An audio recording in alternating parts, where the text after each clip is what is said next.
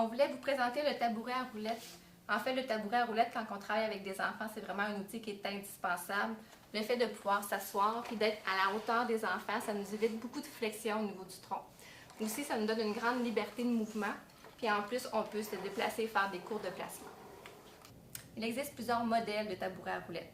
Puis pour vous aider à faire un choix, pour choisir vraiment le bon équipement en fonction de la tâche que vous avez à faire et de l'activité à réaliser, on va regarder ensemble les différentes caractéristiques. Premièrement, la stabilité, c'est une notion vraiment importante au niveau du tabouret à roulettes. Donc, on va regarder au niveau de la base. Ici, on a deux modèles en fait qu'on vous présente. On a le modèle base pleine qui a 6 roues en dessous en fait. Puis on a aussi la base étoile. L'avantage avec la base étoile, c'est que ça nous permet, quand on a des transferts à faire avec des enfants, de pouvoir se rapprocher davantage en rentrant, par exemple, la roue du fauteuil roulant entre deux pattes de la base étoile. Par contre, si on compare les deux, la base étoile, il y a un empattement qui est plus large, le diamètre est plus grand, fait que parfois ça peut être juste un peu plus encombrant quand on a à faire un déplacement avec. Donc, le choix finalement de la base que vous allez prendre, ça dépend vraiment de l'activité que vous avez à réaliser. En fait, si vous avez à vous rapprocher d'un équipement ou non. Ça dépend aussi de la longueur du cylindre, puis aussi de la grandeur de l'assise que vous avez pour toujours assurer la meilleure stabilité possible. Donc, après la base, ce qu'on a comme partie sur le tabouret à roulettes, c'est le cylindre. Encore là, vous avez le choix de différentes longueurs. Ce que ça fait, c'est que ça influence la hauteur du sol jusqu'à l'assise, puis ça influence aussi la course que vous avez, donc l'ajustement en hauteur que ça vous permet de faire avec le tabouret à roulettes. Des petits cylindres, des courts cylindres, en fait, ce que ça nous permet, normalement, c'est de descendre autour de 13-14 pouces du sol environ. Ça peut être très intéressant en service de garde, par exemple, si vous avez une table qui a un dégagement de 20-21 pouces, vous allez pouvoir rentrer en dessous de la table et faire vos activités dans une position adéquate. Dans d'autres situations, comme quand on fait des transferts avec les enfants, parfois d'avoir un tabouret avec un cylindre un petit peu plus long, on se trouve à être un peu plus haut et là, être à la bonne hauteur, par exemple, pour se rapprocher d'un fauteuil roulant, par exemple, ou d'une table de traitement ou encore d'un lit. Ensuite, on a l'assise, bien entendu, sur le tabouret à roulettes. Encore là, il faut regarder en fonction des besoins que vous avez. Il existe différents recouvrements. Certains sont peut-être plus faciles au niveau de la désinfection. L'autre chose, il faut regarder aussi, c'est au niveau de l'épaisseur. À ce moment-là, ça peut jouer sur la hauteur entre le sol et le dessus de l'assise. Puis dans certaines situations, ça peut peut-être être important de considérer l'épaisseur de l'assise parce que ça peut avoir un impact sur l'activité en tant que telle. La dernière chose que je veux vous parler par rapport aux caractéristiques du tabouret à roulettes, c'est au niveau des roues. Il y a des compagnies qui offrent en fait l'option d'avoir des roues auto-débloquantes. L'avantage que ça a, c'est une fois que je suis assis dessus, ça débloque, donc ça me permet de pouvoir me déplacer avec le tabouret à roulettes. Mais quand je me lève, les roues bloquent.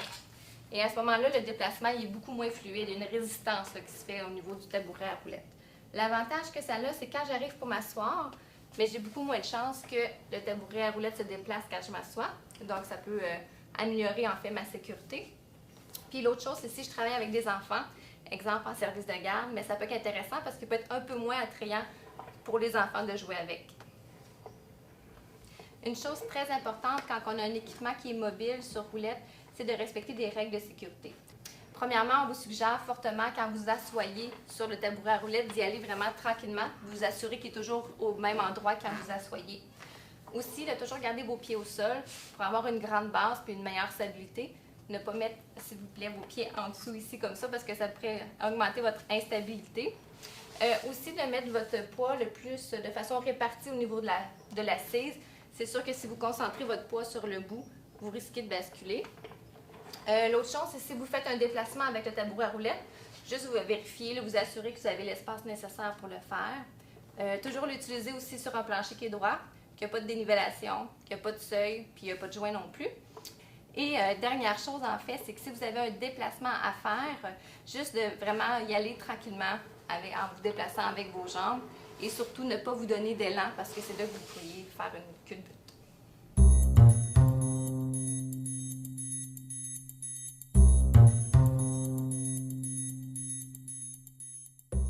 Et dernière chose, en fait, pour tout équipement, de toute façon, c'est les mêmes règles à suivre. C'est pour s'assurer qu'il reste en bon état et qu'il n'y a pas d'accident qui se produisent. C'est de procéder à une inspection de l'équipement de façon quand même régulière. Donc, de vérifier les roues, s'ils sont en bon état, les vis, le cylindre, l'assise, si tout est correct. Si jamais vous voyez des marques d'usure, par exemple, ou qu'il y a quelque chose qui est brisé comme une roue, c'est important de le retirer, de le mettre de côté, mettre une étiquette dessus comme quoi c'est brisé, puis aussi d'avertir votre supérieur là, comme quoi l'équipement est en mauvais état. Et de procéder aussi à l'entretien, mais en fonction des recommandations du fournisseur du tabouret à roulettes.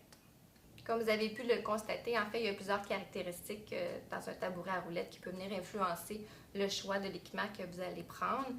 Donc, c'est à considérer, c'est à réfléchir en fonction des activités que vous avez à faire aussi avec le tabouret à roulettes. Ce qu'on vous recommande, c'est de faire un essai chez vous. Si jamais vous choisissez un modèle quelconque, c'est de l'avoir pour pouvoir faire quelques essais puis voir si ça répond vraiment à votre besoin.